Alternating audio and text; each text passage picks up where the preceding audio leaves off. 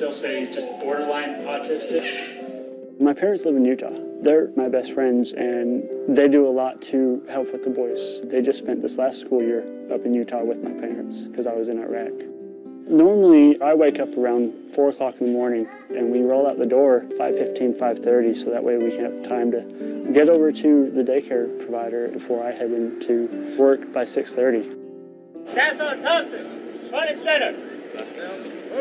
Eddie!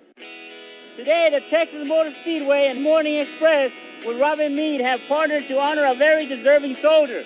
Staff Sergeant Jason Thompson will travel to Texas Motor Speedway to participate in the NASCAR driving school with Team Texas.